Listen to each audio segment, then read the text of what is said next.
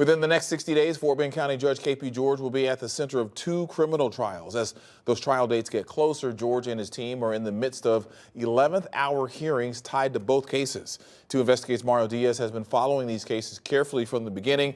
He's live in the newsroom. And Mario, tell us what George's demeanor has been like these days. Keith, Judge George's demeanor was similar to what I have seen of him during past visits to court.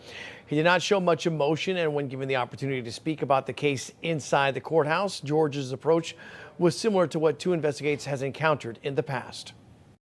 KP, I'm not asking anything specific. Is there anything you would like to add this morning? Not at this point. Silence from Fort Bend County Judge KP George, minutes after exiting a courtroom this morning. What do you have to say to the people of Fort Bend, Judge?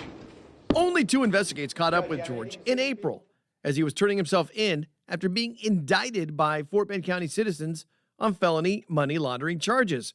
Similar to this morning, George did not have much to say on that day as he attempted to turn himself in as quickly as possible. Are you being processed for a second time, Judge? It was that indictment that had George back in court this morning, where the issue addressed was a social media post from last week where George's re-election campaign questioned the hiring of Special Prosecutor Brian Weiss and the taxpayers' dollars being spent by the district attorney's office to hire him. But as it turns out, the DA's office made it clear they are relying on asset forfeiture dollars, meaning money generated from prosecuted criminal cases where property and dollars were confiscated. Mr. George is going to pull down an inflammatory post on his campaign Facebook page, and then we will continue to address misrepresentations by the defense and their motions later this week. I haven't read all the posts. I just found out about that today. That was a campaign post. Obviously, we're fine with Mr. Weiss. Mr. Weiss is a very good lawyer.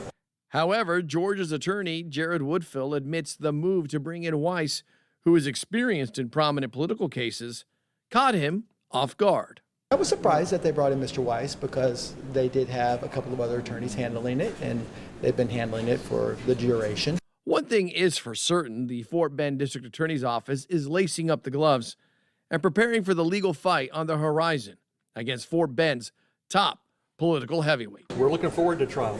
That's where this case belongs, in the courtroom, and that's where we'll get justice. The felony case on money laundering charges is slated for the first week of February, while the misdemeanors case tied to the social media hoax involving George's chief of staff, or former chief of staff, I should say, Terrell Patel, is set for January the 6th. 2 Investigates learning that Patel is expected to be on the witness list, I should say, for that case. One final note here. At one time, Brian Weiss was a legal analyst for KPRC. Live in the newsroom, Mario Diaz, KPRC 2 News.